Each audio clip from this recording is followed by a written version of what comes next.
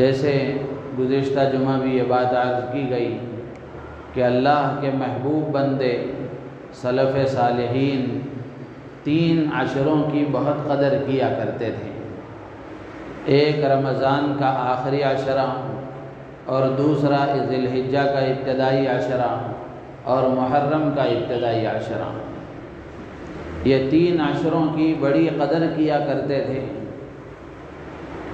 تو یہ ذی الحجہ کا ابتدائی عشرہ شروع ہو چکا ہے۔ اللہ کے نبی علیہ الصلاۃ والسلام نے ان دنوں کی بڑی فضیلتیں بیان فرمائی۔ اللہ کے نبی نے فرمایا افضل ایام الدنیا ایام العشر، کہ دنیا کے دنوں میں سب سے افضل ترین ایام یہ ابتدائی ذی الحجہ کے 10 دن ہیں۔ تو رمضان المبارک کے بعد سب سے زیادہ اہمیت والے اور سب سے زیادہ عظمت والے ایام اور عظمت والے دن یہ ذی الحجہ کے ابتدائی 10 دن ہیں۔ اگر کوئی آدمی دوسرے دنوں میں عبادت کرتا ہے، خیر کا کوئی کام کرتا ہے، بھلائی کا کوئی کام کرتا ہے، نیکی کرتا ہے، تو وہ بھی اللہ کو پسند ہے، اللہ کی یہاں قدر کی نگاہ سے دیکھا جاتا ہے۔ لیکن ذی الحجہ کے شروع کے 10 دنوں میں جو خیر کا کام کیا جاتا ہے یہ اللہ کو بہت زیادہ پسند ہے، بہت زیادہ پسند ہے۔ بلکہ بعض علماء کرام نے تو یہاں تک لکھا ہے، علامہ انور شاہ کشمیری رحمۃ اللہ علیہ کے حوالے سے حضرت مفتی تقی عثمانی صاحب دامت برکاتہم نے لکھا ہے، اور اسی طریقے سے اور بھی بڑے علماء علامہ ابن تیمیہ رحمۃ اللہ علیہ، علامہ ابن قیم رحمۃ اللہ علیہ، اور بھی بہت سارے علماء ہیں جن کا کہنا یہ ہے کہ یہ ذی الحجہ کے ابتدائی جو 10 دن ہیں، ان 10 دنوں میں کیے جانے والا عمل اللہ کو رمضان کے دنوں میں اور رمضان کے آخری عشرے میں کیے جانے والے عمل سے زیادہ پسند ہے۔ رمضان کی آخری عشرے کی راتیں افضل ہیں اور ذی الحجہ کے ابتدائی 10 دن افضل ہیں۔ دن کے اعتبار سے ذی الحجہ کے یہ ایام افضل ہیں، اور رات کے اعتبار سے وہ آخری عشرے کی راتیں رمضان کی افضل ہیں۔ اسی لیے حضرت انس رضی اللہ تعالی عنہ فرماتے ہیں کہ صحابہ یہ سمجھا کرتے تھے کہ یہ ذی الحجہ کے ابتدائی 10 دن میں اس کا ایک دن 1000 دنوں کے برابر ہے فضیلت میں، اور خاص طور سے عرفے کا دن 10,000 دنوں کے برابر ہے۔ تو یہ ساری فضیلتیں اللہ کے نبی علیہ الصلاۃ والسلام نے اور حضرات صحابہ کرام نے اس لیے بیان فرمائی تاکہ ہمارے اندر اللہ کی عبادت کا شوق پیدا ہو، اللہ کے قرب کے حاصل کرنے کا شوق پیدا ہو، اللہ کا مقرب بندہ بننے کی طلب اور تڑپ پیدا ہو۔ ہم کوشش کریں ان دنوں میں کہ ہم اللہ کے مقرب بنیں، اللہ کا قرب ہمیں حاصل ہو، اللہ کی نزدیکی ہمیں حاصل ہو، ہم اللہ کے محبوب بندے بن جائیں۔ تو اس کے لیے اور دنوں کے مقابلے میں ان دنوں میں ہماری عبادتوں میں کچھ اضافہ ہونا چاہیے، کچھ اہتمام نظر آنا چاہیے۔ جیسے رمضان کے مہینے میں مسلمانوں میں کچھ اہتمام نظر آتا ہے، ایسے ہی یہ جو اشہر حرم ہیں، عظمت والے 4 مہینے ہیں، ان 4 مہینوں کے بارے میں بھی علماء نے لکھا ہے کہ ان 4 مہینوں میں اعمال کا اجر و ثواب بڑھا دیا جاتا ہے۔ تو ان مہینوں میں بھی عبادتوں کا اہتمام ہونا چاہیے، اور خاص طور سے یہ ذی الحجہ کے جو ابتدائی 10 دن ہیں اور ذی الحجہ کے شروع کے جو 10 دن ہیں، ان دنوں کا تو خاص اہتمام ہونا چاہیے۔ جیسے گزشتہ جمعہ میں نے عرض کیا تھا کہ اللہ کے کچھ ایسے بندے بھی گزرے ہیں، علامہ ابن عساکر رحمۃ اللہ علیہ بہت بڑے محدث گزرے ہیں، مورخ گزرے ہیں، ان کے بارے میں یہاں تک لکھا ہے کہ وہ جس طرح رمضان کے آخری عشرے میں اعتکاف کر کے یکسوئی کے ساتھ اللہ کی طرف متوجہ ہو جایا کرتے تھے، اسی طریقے سے ذی الحجہ کے ابتدائی 10 دنوں میں بھی وہ اللہ کی طرف یکسوئی کے ساتھ متوجہ ہونے کے لیے اپنے آپ کو ایک کمرے میں بند کر لیا کرتے تھے، اعتکاف کر لیا کرتے تھے۔ تو یہ سارے اللہ کے نیک بندے ہمارے لیے نمونہ ہیں اور ان کی زندگیاں ہمارے لیے نمونہ ہیں۔ ہم اپنے اکابر و اسلاف اور صحابہ کرام اور نبی رحمت صلی اللہ تعالی علیہ وسلم کی زندگی کو دیکھ کر ہم اپنے عمل کو درست کرنے والے بنیں، اپنے اندر شوق پیدا کرنے والے بنیں، اپنے اندر جذبے پیدا کرنے والے بنیں۔ ایسا نہ ہو کہ برسوں سے ہم یہی باتیں سنتے آ رہے ہیں اور اب بھی سن لیں گے، کوئی کیا حرج ہے، نہ کچھ عمل کرنا ہے، نہ کچھ اپنے اندر کوئی جذبہ پیدا کرنا ہے۔ ایسا نہیں ہونا چاہیے، بلکہ مسلمان کو جب کوئی عمل کی فضیلت بتائی جاتی ہے، کسی بات کا صحیح ہونا بتایا جاتا ہے، تو مسلمان کی شان یہ ہے کہ مسلمان اس کو اپنے عمل میں لانے کی کوشش کرتا ہے، اس کو اپنے عمل میں لانے کی کوشش کرتا ہے۔ تو اس لیے یہ ذی الحجہ کے ابتدائی 10 دن شروع ہوئے ہیں، 3 دن اس کے ہو گئے، آج چوتھی ذی الحجہ ہے۔ تو اس لیے ہماری ذمہ داری ہے کہ ہم ان کی قدر کریں۔ ان میں کیا کرنا چاہیے؟ 2 چیزیں احادیث میں غور کرنے سے معلوم ہوتی ہیں کہ 2 چیزیں خاص طور سے جن کا اہتمام ہونا چاہیے۔ ایک تو یہ ہے کہ اس میں نفلی روزوں کا اہتمام ہو، اس کی فضیلتیں ہیں، اس کی فضیلتیں ہیں۔ اللہ کے نبی علیہ السلام نے احادیث میں بڑی فضیلتیں بیان فرمائی، تو اس لیے نفلی روزوں کا اہتمام ہو، رمضان میں جو فرض روزے چھوٹ گئے ان کا اہتمام ہو، یا پھر ایسے ہی نفلی روزوں کا اہتمام ہو، تاکہ روزوں کے وجہ سے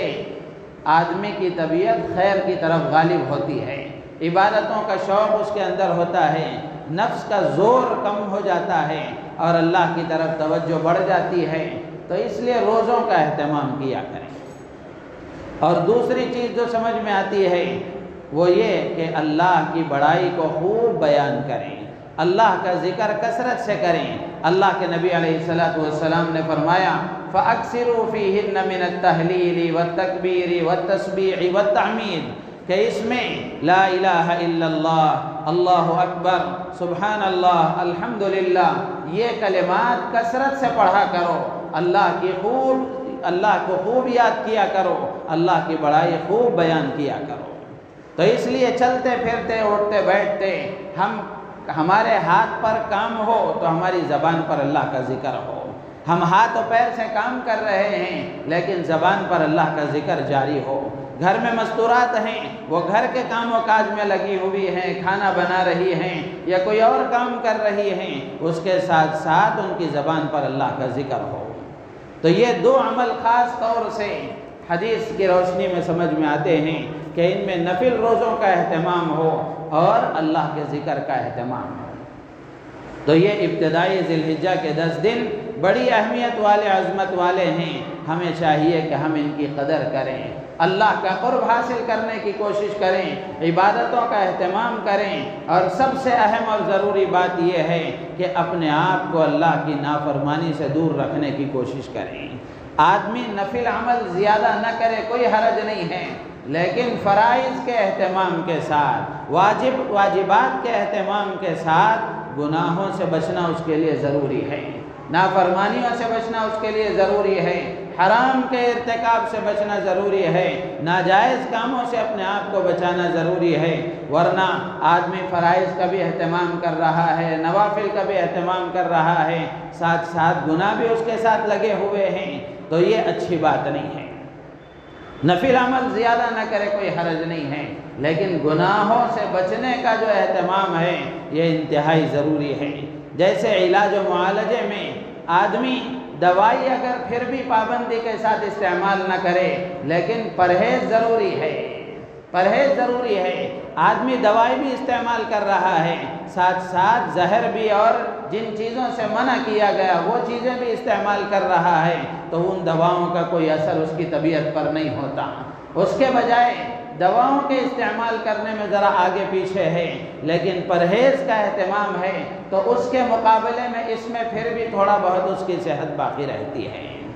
تو اسی طریقے سے نیک کام بھی کر رہا ہے آدمی، ساتھ میں گناہ بھی لگے ہوئے ہیں، تو یہ گناہوں کا وبال اس کے اوپر غالب آ جاتا ہے، گناہوں کی نحوستیں اس پر غالب آ جاتی ہیں۔ ہم خود اپنا جائزہ لے لیں دن و رات میں 24 گھنٹوں میں کتنے اچھے کام ہم کرتے ہیں اور کتنے گناہ ہم سے صادر ہوتے ہیں۔ اگر اندازہ لگایا جائے تو اکثریت ایسی ہی ہوگی، اکثر لوگوں کا حال یہی ہوگا کہ خیر کے کام کم ہیں اور گناہ زیادہ ہیں، تو اس کی نحوست غالب آتی ہے، اس کے برے اثرات مرتب ہوتے ہیں، خیر کے کاموں کے اثرات کم ہو جاتے ہیں۔ تو اس لیے ان دنوں میں نیک کاموں کا ہم اہتمام کریں، نمازوں کا اہتمام کریں۔ فرائض تو ہر حال میں ادا ہونے ہیں، فرائض تو ہر حال میں ادا ہونے ہیں، چاہے فضیلت والے دن ہوں چاہے فضیلت والے دن نہ ہوں، فرض قرض کی طرح ہے، اس کو ہر حال میں ادا کرنا ہے۔ لیکن معاملہ نوافل کا ہے کہ نوافل میں اختیار ہے، آدمی نوافل کا اہتمام کرتا ہے، مستحبات کا اہتمام کرتا ہے، سنتوں کا اہتمام کرتا ہے، تو اس کی وجہ سے وہ اللہ کے قریب ہوتا ہے، اللہ کا قرب اس کو حاصل ہوتا ہے، اللہ کی معیت اس کو حاصل ہوتی ہے، اور وہ اللہ کا محبوب بندہ بن جاتا ہے۔ تو اس لیے فرائض کے اہتمام کے ساتھ، گناہوں سے بچنے کے اہتمام کے ساتھ، نوافل کا بھی اہتمام کیا جائے تو یہ سونے پر سہاگا ہے، نور علی نور ہے۔ اگر آدمی نوافل کا اہتمام نہیں کر سکتا تو کم سے کم فرائض کے اہتمام کے ساتھ گناہوں سے بچنے کا پورا اہتمام کریں، گناہوں سے اپنے آپ کو بچانے کی کوشش کریں۔ تو یہ ذی الحجہ کے ابتدائی 10 دنوں میں ان اعمال کا اہتمام کریں۔ 9 دنوں میں روزہ رکھا جا سکتا ہے، 10ویں دن چونکہ عید کا دن ہے، اس دن روزہ رکھنے کی گنجائش نہیں ہے، اس کی اجازت نہیں ہے۔ تو 10 دنوں میں بھی عرفے کا جو دن ہے یہ اور زیادہ فضیلت والا ہے، یہ اور زیادہ عظمتوں والا ہے، اور زیادہ اپنے اندر خصوصیات رکھتا ہے۔ اللہ کے نبی علیہ السلام نے عرفے کے روزے کے بارے میں فرمایا، صیام یوم عرفۃ انی احتسب علی اللہ ان یکفر السنۃ التی بعدہ والسنۃ التی قبلہ۔ اللہ کے نبی علیہ السلام فرماتے ہیں کہ عرفے کے دن کا روزہ، اس کے بارے میں مجھے اللہ سے امید ہے کہ جو آدمی عرفے کے دن روزہ رکھتا ہے، اللہ تبارک و تعالی اس کے 1 سال اگلے اور 1 سال پچھلے گناہوں کو معاف فرما دیتے ہیں۔ کتنی بڑی فضیلت ہے۔ ہاں ایک بات یہاں سمجھنے کی ہے، جن جن اعمال کے بارے میں یہ فضیلت بیان فرمائی گئی کہ یہ کام کریں گے تو اللہ تعالیٰ اگلے پچھلے گناہوں کو معاف فرما دیں گے، تو یہاں گناہوں سے مراد صغیرہ گناہ ہیں، چھوٹے گناہ ہیں جو چلتے پھرتے آدمی سے عام طور پر غفلت میں ہو ہی جاتے ہیں، ایسے صغیرہ گناہ معاف ہو جاتے ہیں، کبیرہ گناہ اس سے معاف نہیں ہوتا۔ ہاں آدمی روزے کے ساتھ ساتھ توبہ اور استغفار کا بھی اہتمام کرتا ہے، اللہ سے اپنے گناہوں کی معافی کی بھیک مانگتا ہے، تو اللہ تبارک و تعالی اس کے صغیرہ بھی معاف فرما دیتے ہیں، کبیرہ بھی معاف فرما دیتے ہیں۔ تو اس لیے عرفے کے دن کا روزے کا ہم اہتمام کریں۔ عرفات کے میدان میں حجاج جمع ہوتے ہیں، اللہ کی عبادت کرتے ہیں، اس دن اللہ تبارک و تعالیٰ کو اپنے بندوں پر پیار آتا ہے۔ عرفات کے میدان میں حجاج جب جمع ہو کر اللہ سے مناجات کرتے ہیں، اللہ تبارک و تعالیٰ فرشتوں کے سامنے ان بندوں کے سلسلے میں فخر فرماتے ہیں۔ تو اس لیے ہم عرفے کے دن خاص طور سے روزے کا اہتمام کریں۔ ہاں ایک وضاحت یہاں یہ ضروری ہے، بہت سارے لوگ ایسا سمجھتے ہیں کہ عرفے کی فضیلت اس وقت حاصل ہوگی، اور عرفے کے دن کا مطلب وہ ہے کہ سعودی عرب میں حجاج جس دن وقوف عرفہ کرتے ہیں ہمیں بھی یہاں اسی دن روزہ رکھنا چاہیے، ایسا نہیں ہے، بلکہ ہر ملک کے حساب سے جس دن ذی الحجہ کی 9ویں تاریخ ہوگی، جس دن عرفے کا دن ہوگا، وہ ہر ملک کے اعتبار سے اس دن عرفے کے روزے کا اہتمام کرنا چاہیے۔ حجاج کرام کا وہاں سعودی عرب میں ہمارے حساب سے 1 دن کا فرق ہوتا ہے۔ جمعرات کے دن عید ہے تو ان کے لیے چہارشنبے کا دن عرفے کا، ہمارے لیے چہارشنبے کا دن عرفے کا ہوگا اور ان کے لیے منگل کے دن عرفے کا ہوگا۔ تو ہم چہارشنبے کے دن روزے کا اہتمام کریں، تو یہ روزے کا اہتمام کریں گے، اللہ تبارک و تعالیٰ 1 سال اگلے اور 1 سال پچھلے گناہوں کو معاف فرما دیتے ہیں۔ ایک اور روایت میں اللہ کے نبی علیہ السلام نے فرمایا کہ عرفے کا دن ایسا مبارک دن ہے کہ اللہ تبارک و تعالیٰ عرفے کے دن جتنے لوگوں کو، جتنی بڑی مقدار میں لوگوں کو، بڑی تعداد میں لوگوں کو جہنم سے آزادی عطا فرماتے ہیں، اتنا کسی اور دن آزاد نہیں فرماتے ہیں۔ تو ہم میں سے ہر ایک کو چاہیے کہ ہم اللہ سے دعا کریں کہ اللہ ہمیں ان خوش نصیب بندوں میں شامل فرما، ہمارے مرحومین کو، ہمارے زندوں کو ان بندوں میں شامل فرما جن کو تو جہنم سے آزادی عطا کرتا ہے، جن کو تو جہنم سے آزاد کرتا ہے، ان مبارک بندوں میں ہمیں بھی شامل فرما۔ اللہ سے اس کی دعائیں مانگنی چاہیے۔ تو یہ فضیلت والا، عظمت والا دن ہے، تو اس دن میں خاص طور سے روزے کا اہتمام ہو اور اللہ کی طرف متوجہ ہونے کا اہتمام ہو۔ یہ اللہ کی طرف سے رحمت کے بہانے ہیں، اللہ کی طرف سے رحمت کے بہانے ہیں کہ اللہ تعالیٰ چاہتے ہیں کہ کسی نہ کسی بہانے سے بندے میرے طرف آ جائیں۔ ایسے مقرب دن، مقرب راتیں اور عظمت والی فضیلت والی راتیں، عظمت والے فضیلت والے دن، عظمت والے فضیلت والے اوقات اور لمحات اللہ نے سال بھر میں الگ الگ موقع پر اسی لیے متعین فرمائے ہیں تاکہ اللہ کو بھولا ہوا بندہ، اللہ سے بھٹکا ہوا بندہ دوبارہ اللہ کی طرف آ جائے، وہ اللہ کی طرف متوجہ ہو جائے۔ اللہ تبارک و تعالیٰ نے اس لیے ان لمحات کو، ان ایام کو، ان اوقات کو، ان راتوں کو متعین فرمایا ہے۔ تو ہم میں سے ہر ایک کو چاہیے کہ ہم اس کی قدر کریں، اس سے فائدہ اٹھائیں، اعمال کا اہتمام کریں۔ عمل کے بغیر کوئی کام ہونے والا نہیں ہے۔ صرف زبانی جمع خرچ سے، صرف تمناؤں سے، صرف آرزوؤں اور امیدوں سے کچھ نہیں ہوتا۔ آدمی تمناؤں اور آرزوؤں سے مالدار نہیں بنتا تو دیندار کیسے بن جائے گا؟ تو اس لیے کچھ نہ کچھ کرنا پڑتا ہے، عمل کرنا پڑتا ہے، اپنے آپ کو اللہ کی فرمانبرداری میں لگانا پڑتا ہے۔ جب آدمی عمل کا اہتمام کرتا ہے تو پھر وہ اللہ کا مقرب بندہ بنتا ہے۔ تو اس لیے یہ ذی الحجہ کے ابتدائی 10 دن اور خاص طور سے عرفے کا دن، اس میں کرنے کے کام یہ ہیں کہ اس میں روزے کا اہتمام ہو اور اللہ کی بڑائی کا اہتمام ہو، ہماری زبانوں پر یہ کلمات ہوں، سبحان اللہ، الحمدللہ، لا الہ الا اللہ، اللہ اکبر، ان کلمات کا اہتمام ہو۔ اور اسی طرح دوسرا عمل، یہ تیسرا عمل ہے، ایک عمل تو ذی الحجہ کے 10 دنوں کا اور دوسرا عرفے کے دن کا، اور تیسری بات یہ ہے کہ ان دنوں میں تکبیرات تشریق کا اہتمام کرنا چاہیے۔ تکبیرات تشریق، اللہ اکبر، اللہ اکبر، لا الہ الا اللہ، واللہ اکبر، اللہ اکبر وللہ الحمد۔ تو یہ تکبیرات تشریق ہیں، عرفے کے دن فجر سے لے کر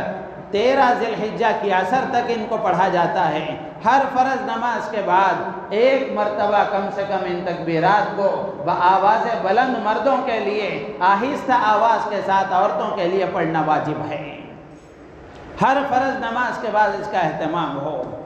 حضرت مفتی شفیع عثمانی صاحب رحمۃ اللہ علیہ نے فرمایا، لکھا ہے کہ یہ تکبیرات تشریق بآواز بلند پڑھی جاتی ہیں تو یہ تکبیرات تشریق دراصل اسلام کی شان و شوکت کا مظاہرہ ہے۔ تو اس کا تقاضا یہ ہے کہ نماز کے بعد بہت زیادہ چلا کر نہیں بلکہ ایک معتدل آواز کے ساتھ اس طرح بآواز بلند تکبیر کہی جائے کہ مسجد اللہ کی بڑائی سے گونج جائے۔ تو اس کا اہتمام ہونا چاہیے۔ یہ تکبیرات تشریق اسی لیے رکھی گئی ہیں، ان کے مفہوم پر، ان کے معنی پر اگر غور کرتے ہوئے ہم کثرت سے اس کو پڑھتے رہیں گے، اللہ کی ذات عالی سے امید ہے، اللہ اکبر، اللہ اکبر آدمی کثرت سے یہ کہتا رہتا ہے تو اس کا مطلب کیا ہے کہ اللہ سب سے بڑا ہے، اللہ سب سے بڑا ہے۔ جس دن ہمارے دل کے اندر اللہ کی بڑائی راسخ ہو جائے گی، جس دن ہمارے دل کی گہرائیوں میں اللہ کا سب سے بڑا ہونا حقیقت کے ساتھ اتر جائے گا، نہ ان حکومتوں کا کوئی ڈر ہوگا، نہ ان ظالموں کا کوئی ڈر ہوگا، اور نہ کسی اور سے ہم ڈریں گے، خوف کریں گے۔ آج جو ہمارے دلوں میں دوسروں کا ڈر، دوسروں کا خوف اور دوسروں سے ہیبت ہمارے دلوں میں ہے، وہ اس لیے کہ ہمارے دل اللہ کے ڈر سے خالی ہیں، اللہ کی عظمت سے خالی ہیں، اللہ کی بڑائی سے خالی ہیں۔ ہم اس حقیقت کو اپنے دل میں پیدا کرنے کے ارادے کے ساتھ کثرت سے کہتے رہیں، اللہ اکبر، اللہ اکبر، لا الہ الا اللہ، واللہ اکبر، اللہ اکبر وللہ الحمد۔ جس دن اللہ کی بڑائی ہمارے دل میں آ جائے گی، سب لوگوں کی بڑائی ہمارے دل سے نکل جائے گی۔ سب لوگوں کا ڈر ہمارے دل سے نکل جائے گا، پھر ہم ڈریں گے تو اللہ سے ڈریں گے اور اللہ کے حکم کو پورا کریں گے۔ تو اس لیے تکبیرات تشریق کا اہتمام ہو۔ یہ تکبیرات تشریق کیا ہیں؟ یہ کب سے کہاں سے اس کی ابتدا ہوئی؟ علماء نے لکھا ہے کہ جب اللہ تبارک و تعالیٰ نے خواب کے ذریعے سے حضرت ابراہیم علیہ نبینا علیہ الصلاۃ والسلام کو اپنے اکلوتے اور چہیتے فرزند حضرت اسماعیل کو ذبح کرنے کا حکم دیا اور انہوں نے اللہ کے اس حکم کی تعمیل کی، تو اللہ کی طرف سے جب جنت کا جو دمبا فدیے کے طور پر بھیجا گیا، حضرت جبرائیل لے کر آ رہے تھے، لانے کے دوران میں حضرت جبرائیل نے محسوس کیا کہ اگر میں کچھ دیر کروں گا تو ہو سکتا ہے حضرت ابراہیم تعمیل کر دیں، تو دور ہی سے جبرائیل نے اللہ اکبر کا یہ جملہ کہا۔ حضرت ابراہیم نے سنا تو جواب میں حضرت ابراہیم نے کہا لا الہ الا اللہ واللہ اکبر۔ حضرت اسماعیل کو جب اس کی اطلاع ہوئی کہ اللہ کی طرف سے جان کے بدلے میں دمبا بھیجا گیا فدیے کے طور پر، تو حضرت اسماعیل علیہ السلام نے اللہ کا شکر ادا کرتے ہوئے کہا اللہ اکبر وللہ الحمد۔ تو یہ تسبیح ان تینوں بزرگوں کی قربانیوں کی یادگار ہے، ان کی زبانوں سے نکلے ہوئے یہ کلمات ہیں۔ تو ہم اللہ کی بڑائی کو بیان کرتے ہوئے یاد رکھیں کہ یہ حضرت ابراہیم اور اسماعیل کی قربانیوں کا یادگار ہے اور ان بزرگوں کی زبانوں سے نکلے ہوئے کلمات ہیں جو اللہ تبارک و تعالیٰ نے قیامت تک کے لیے ان کو زندہ رکھنے کا فیصلہ فرمایا۔ قیامت تک اپنے ماننے والوں کو حکم دیا کہ تم بھی ان دنوں میں اللہ کی بڑائی کے ان کلمات کو ادا کیا کرو۔ اللہ اکبر لا الہ الا اللہ واللہ اکبر وللہ الحمد۔ تو کثرت سے ہم ان کو پڑھا کریں۔ عورتیں عموماً بھول جاتی ہیں، مرد مسجدوں میں آ جاتے ہیں تو کوئی بھول جائے دوسرے کو یاد آ جاتا ہے، امام صاحب بھول جائیں مقتدی یاد دلا دیتے ہیں، یا امام صاحب پڑھتے ہیں تو سب کو یاد آ جاتا ہے، لیکن عورتیں عموماً گھروں میں بھول جاتی ہیں۔ تو اس لیے لکھا ہے حضرت مفتی تقی عثمانی صاحب نے کہ عورتوں کو چاہیے کہ جہاں وہ نماز پڑھتی ہیں، نماز کے لیے انہوں نے جو جگہ متعین کی ہے اس جگہ وہ ان کلمات کو لکھ کر ایک تختی میں یا ایک پیپر میں، ایک کاغذ میں، ایک اٹے میں لکھ کر وہ وہاں لٹکا لیں تاکہ نماز کے وقت میں ان کو بھی یاد آ جائے، وہ بھی اس کا اہتمام کریں۔ تو اس لیے تکبیرات تشریق کا اہتمام کریں۔ تکبیرات یہ تو بڑا اللہ کی بڑائی کے بارے میں ہے، تشریق اس کو کیوں کہا جاتا ہے؟ علماء نے لکھا ہے کہ تشریق کے دو معنی ہیں۔ ایک معنی تو یہ ہے کہ گوشت کو کاٹ کر سکھانا، دھوپ میں سکھانا، چونکہ ان دنوں میں عید کے ایام میں گوشت کو کاٹ کر لوگ سکھاتے ہیں اور کباب بناتے ہیں، تو اس لیے ان ایام کو اور ان تکبیرات کو تکبیرات تشریق کہا گیا۔ اور اسی طریقے سے دوسرا معنی یہ ہے کہ ان دنوں میں عید کے ایام میں عید کی نماز اس وقت میں ادا کی جاتی ہے جب سورج نکل آتا ہے، چمک رہا ہوتا ہے، تو اس کو بھی تشریق کہا جاتا ہے، تو اس لیے ان کو تکبیرات تشریق کہا جاتا ہے۔ تو یہ تیسرا عمل ہے کہ تکبیرات تشریق کا اہتمام ہو۔ ہم اس کو اگر حقیقت کے ساتھ، معانی کے استحضار کے ساتھ اگر پڑھیں گے تو اللہ کی ذات عالی سے امید ہے کہ اللہ کی بڑائی کا احساس ہمارے دل میں پیدا ہوگا، ہمارے دل کے اندر اللہ کی بڑائی کی حقیقت آئے گی، اور اللہ کا بڑا ہونا جب ہمارے دل میں آ جائے گا تو پھر ہر چیز کی بڑائی جو ہمارے دلوں میں بیٹھی ہوئی ہے، ہم کس کس کو بڑا سمجھتے ہیں اور کس کس کا بڑا ہونا ہمارے دل میں بیٹھا ہوا ہے، یہ سب چیزیں نکلیں گی اور اللہ کی بڑائی دلوں میں راسخ ہوگی۔ تو اس لیے تکبیرات تشریق کا اہتمام ہو۔ اور چوتھا عمل ان دنوں کا قربانی کا ہے۔ یہ قربانی کے ایام ہیں، قربانی والا عمل ہے، تو ان میں ہم قربانی کا اہتمام کریں۔ قربانی اللہ کو بہت پیاری ہے، بہت پسندیدہ عمل ہے۔ قربانی کیا چیز ہے؟ اللہ کے نبی علیہ السلام سے پوچھا گیا ما هذه الاضاحی یا رسول اللہ، کہ اللہ کے نبی یہ قربانی والا عمل کیا ہے؟ اللہ کے نبی نے فرمایا ہی سنت ابیکم ابراہیم، یہ تمہارے باپ حضرت ابراہیم کی سنت ہے، حضرت ابراہیم کا طریقہ ہے۔ قربانی ویسے یہ کوئی نئی چیز نہیں ہے، بلکہ اس کی ابتدا اور اس کا آغاز اس کی شروعات حضرت آدم علیہ السلام کے زمانے سے ہے، لیکن حضرت ابراہیم علیہ السلام کے زمانے میں ایک خصوصیت اس کو حاصل ہو گئی، اس لیے اللہ کے نبی نے فرمایا کہ یہ تمہارے باپ حضرت ابراہیم کی سنت ہے۔ پوچھا پوچھنے والوں نے فما لنا فیہا یا رسول اللہ، کہ اللہ کے نبی ہم قربانی کریں گے، جانور کو ذبح کریں گے تو ہمیں کیا ملے گا، اس میں ہمارے لیے کیا اجر و ثواب ہے؟ اللہ کے نبی علیہ السلام نے فرمایا بِكُلِّ شَعْرَةٍ حَسَنَةٌ، جانور کے بدن پر جتنے بال ہوتے ہیں ہر بال کے بدلے اللہ تعالیٰ ایک نیکی عطا فرماتے ہیں۔ اندازہ کر کے دیکھیں، اگر اس فضیلت کا استحضار ہو تو جانور کو ذبح کرتے وقت میں آدمی کتنا اللہ کا شکر ادا کرے گا، اور اس کو احساس ہوگا کہ مجھے کتنی نیکیاں مل رہی ہیں، کتنی نیکیاں مل رہی ہیں، کوئی گن سکتا ہے جانور کے بدن پر کتنے بال ہیں؟ پھر پوچھا فَالصُّوفُ یا رسول اللہ، اے اللہ کے نبی بعض جانوروں کے جسم پر اون ہوتا ہے، بھیڑ اور دمبے ان پر اون ہوتا ہے، بال بہت زیادہ ہوتے ہیں، تو اللہ کے نبی علیہ السلام نے فرمایا بِكُلِّ شَعْرَةٍ مِّنَ الصُّوفِ حَسَنَةٌ، اون کے ہر بال کے بدلے میں بھی ایک نیکی ملے گی۔ تو میرے عزیز و دوست بزرگوں، کتنی بڑی فضیلت والا عمل ہے،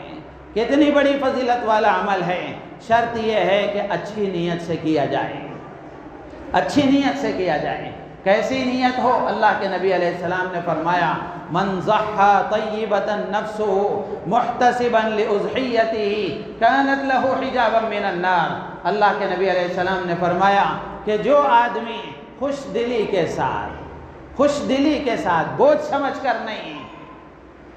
اللہ کو راضی کرنے کی غرض سے خوش دلی کے ساتھ اگر قربانی کا عمل کرتا ہے اور اللہ سے اجر و ثواب کی امید کے ساتھ یہ عمل کرتا ہے، اللہ کے نبی علیہ السلام نے فرمایا کہ اس کی یہ قربانی اس کے لیے جہنم سے آڑ بن جائے گی، جہنم سے آڑ بن جائے گی، جہنم میں جانے کے لیے رکاوٹ بن جائے گی۔ تو دو چیزیں اس میں اللہ کے نبی نے فرمائی، ایک تو خوش دلی کے ساتھ کیا جائے، خوش دلی کے ساتھ کیا جائے، بوجھ سمجھ کر نہیں، یا پھر آدمی بیزارگی سے نہ کرے بلکہ اللہ کا حکم سمجھ کر، اور اللہ تعالیٰ نے توفیق دی ہے تو پوری عظمت کے ساتھ، پوری محبت کے ساتھ اور اللہ کو راضی کرنے کی غرض سے آدمی کرے۔ اور دوسری چیز اللہ کے نبی نے بیان فرمائی کہ اللہ کو راضی کرنے کے ساتھ ساتھ، اچھی نیت کے ساتھ ساتھ اللہ سے اجر و ثواب کی امید بھی ہو۔ آدمی کو استحضار ہو کہ میں قربانی کروں گا تو مجھے کیا ملے گا، اللہ کیا اجر و ثواب عطا فرمائیں گے، اللہ سے ثواب کے طلب کی امید کے ساتھ قربانی کریں۔ عموماً نیتوں کے معاملے میں تین قسم کے لوگ ہوتے ہیں، ایک اچھی نیت والے، ایک بری نیت والے، ایک بغیر نیت والے۔ اچھی نیت والے یہ بہت کم لوگ ہوتے ہیں، یہ طبقہ بہت کم ہوتا ہے۔ اچھی نیت کا مطلب قربانی میں یہ ہے کہ آدمی قربانی کے جانور کو خریدتا ہے تو اللہ کو راضی کرنے کی غرض سے قربانی کرتا ہے، جانوروں کی نمائش نہیں کرتا، کسی پر احسان نہیں جتاتا، کسی کو تکلیف نہیں دیتا، پاکی صفائی کا اہتمام کرتا ہے، اور اللہ کو محض دکھانا اس کے لیے مقصود ہوتا ہے، اور اللہ سے اجر و ثواب کی امید کے ساتھ قربانی کرتا ہے، تو یہ اچھی نیت کے ساتھ قربانی ہے، یہ اچھی نیت کے ساتھ قربانی ہے۔ یہ لوگ بہت کم ہیں۔ ایسی اگر قربانی آدمی کرتا ہے تو جو فضیلتیں قربانی پر اللہ کے نبی نے بیان فرمائی وہ حاصل ہوتی ہیں۔ اور بری نیت والے، قربانی میں بری نیت کا مطلب یہ ہے کہ آدمی بوجھ سمجھ کر قربانی کرے، جانوروں کی نمائش کرے، لوگوں کو اپنا جانور مہنگا سے مہنگا جانور لا کر لوگوں پر اپنی دھاک بٹھانے کی کوشش کریں، لوگوں کو بتانے کی کوشش کریں کہ میرا جانور بہت قیمتی ہے، میں بہت بڑا مالدار ہوں۔ تو جانوروں کی نمائش کے ساتھ بوجھ سمجھ کر ریاکاری اور نام و نمود اور شہرت کے لیے اگر آدمی قربانی کرتا ہے تو جانور کے لیے پیسے وہ بھی ضائع ہوئے اور اجر و ثواب تو ملا نہیں ہے، الٹا گناہ سر پر آ گیا۔ اور بہت بڑی یہ تعداد بھی ایک حساب سے زیادہ ہے، اور بہت بڑی تعداد لوگوں کی وہ ہے جن کی کوئی نیت ہی نہیں ہوتی، جن کی کوئی نیت ہی نہیں ہوتی، بس عادت ہو گئی ہے، جیسے ہی بقرعید کا موقع آئے، عید الاضحیٰ کا موقع آئے، جانور لانا ہے، ذبح کرنا ہے، گوشت کھانا ہے، کوئی اس کا احساس ہی نہیں ہوتا، کوئی اس کا خیال ہی نہیں ہوتا، کوئی اجر و ثواب کی امید ہی نہیں ہوتی۔ تو اس لیے میرے عزیز و دوست و بزرگوں، حضرت مولانا علی میاں صاحب رحمۃ اللہ علیہ نے فرمایا تھا کہ امت کو جتنا نقصان بے نیتی سے ہوا ہے اتنا نقصان بری نیت سے بھی نہیں ہوا ہے۔ یعنی بہت سارے ہم خیر کے کام کرتے ہیں لیکن کوئی نیت ہماری نہیں ہوتی، جس کی وجہ سے نیت نہ ہو تو اجر و ثواب بھی اس پر نہیں ملتا، اس کے اثرات بھی مرتب نہیں ہوتے، اس کی برکتیں بھی حاصل نہیں ہوتی۔ تو اس لیے ہم چھوٹے سے چھوٹا کام کریں، بڑے سے بڑا کام کریں، کام کے کرتے وقت میں نیت ہونی چاہیے، عمل کا استحضار ہونا چاہیے، اجر و ثواب کا استحضار ہونا چاہیے۔ ہمارے استاد محترم سکھایا کرتے تھے، میں نے آپ کو بہت مرتبہ یہ بات سنائی ہے، حضرت بتاتے تھے کہ میں اگر تم سے یہ کہوں کہ مجھے ایک گلاس پانی پلاؤ اور تم پانی لے کر آئے، مجھے دے دیا اور پی لیے، ایسا بھی ہو سکتا ہے کہ تم پانی لاتے ہوئے یہ نیت کرو کہ اے اللہ میں اپنے استاد کی پیاس بجھانے کے لیے ان کے حکم کی تعمیل میں پانی کا انتظام کر رہا ہوں، ان کو پانی پلا رہا ہوں، تو اس کی برکت سے حشر کے دن کی میری پیاس بجھا دے، حشر کے میدان میں مجھے پیاسا ہونے سے بچا لے۔ تو اللہ تبارک و تعالیٰ کی ذات تو بہت دینے والی ہے، ہم اللہ کی ذات پر نظر رکھتے ہوئے بڑی بڑی نیتیں کریں، بڑے بڑے عزائم کریں، دینے والے اللہ ہیں، ہم کسی دنیا والے سے نہیں مانگ رہے ہیں۔ تو اللہ بہت دینے والے ہیں، عمل ہمارا چھوٹا ضرور ہوگا لیکن اللہ دینے والے بہت بڑے ہیں، بڑی بڑی نیتوں کے ساتھ ہم کریں۔ تو اس لیے اللہ کے نبی علیہ السلام نے فرمایا کہ جو آدمی اچھی نیت کے ساتھ، خوش دلی کے ساتھ اور اللہ کو راضی کرنے کی غرض کے ساتھ اور اجر و ثواب کی امید کے ساتھ اگر قربانی کرتا ہے، اللہ تبارک و تعالیٰ اس کی قربانی کو جہنم کے لیے آڑ بنا دیتے ہیں، اس کے جہنم میں جانے کے لیے رکاوٹ بنا دیتے ہیں۔ تو اس لیے قربانی کس پر واجب ہے؟ جس پر صدقہ فطر واجب ہے اس پر قربانی واجب ہے۔ قربانی کے ایام میں جس کے پاس 52.5 تولہ چاندی یا پھر سونے کا جو نصاب ہے اتنا ہو، یا آج کے اعتبار سے اگر کہا جائے 45, 50, 60 ہزار روپے اگر کسی کے پاس ہو، قربانی کے ایام میں اس کی ضروریات سے زیادہ قرض سے ہٹ کر اتنا پیسہ اگر اس کے پاس ہے تو اس پر قربانی واجب ہے۔ قربانی کے عمل کو انجام دینا چاہیے، قربانی کو خوش دلی کے ساتھ انجام دینا چاہیے۔ قربانی کا جانور ہم خریدیں تو اچھے سے اچھا جانور خریدیں، ایسا نہ ہو کہ بہت زیادہ ریٹ گراتے ہوتا ہے، لوگ جہاں سستا ملتا ہے وہاں جاتے ہیں اور وہاں جا کر وہاں بھی ان میں بھی اور زیادہ سستا تلاش کرتے ہیں۔ تلاش کریں، کوئی حرج نہیں ہے، لیکن جانور صحت مند ہونا چاہیے، اچھا ہونا چاہیے۔ اور جانور کے بارے میں یہ ہے کہ کچھ دنوں پہلے اس کو خرید لیا جائے، کچھ دنوں پہلے اس کو خرید لیا جائے اور اس کے ساتھ انسیت پیدا کی جائے، اس کو کھلا پلا کر اس کو فربا کیا جائے اور اس کے ساتھ انسیت پیدا کی جائے، پھر اس کے بعد ذبح کیا جائے، تو تاکہ اس کے ساتھ انسیت کی وجہ سے قربانی ہم کریں تو ہمارے دل کو کوئی دھکا لگے۔ حضرت شیخ الہند مولانا محمود حسن دیوبندی رحمۃ اللہ علیہ کے بارے میں لکھا ہے کہ ایک مرتبہ حضرت نے گائے خریدی، 1 سال پہلے خریدی، 1 سال تک اسے دانہ کھلاتے رہے، روزانہ عصر کے بعد جنگلوں میں لے جاتے تھے، یہاں روڈوں پر نہیں پھراتے تھے نمائش کے لیے، جنگلوں میں لے جاتے تھے، جنگلوں میں لے جا کر اس کو خوب دوڑاتے تاکہ وہ اس کا بدن کھلے اور فربا ہو، موٹی ہو۔ تو اس طرح اس کے ساتھ 1 سال انسیت پیدا کی۔ پھر جب قربانی کے ایام آئے اور اس کو قربان کیا، اس پر چھری چلائی، تو لکھا ہے کتابوں میں حضرت شیخ الہند رحمۃ اللہ علیہ چونکہ 1 سال تک اس سے انسیت ہو گئی تھی، اب اس کو قربان کر رہے ہیں، تو حضرت شیخ الہند مولانا محمود حسن دیوبندی رحمۃ اللہ علیہ نے اس کو قربان کیا تو آپ کی آنکھوں میں آنسو جاری تھے،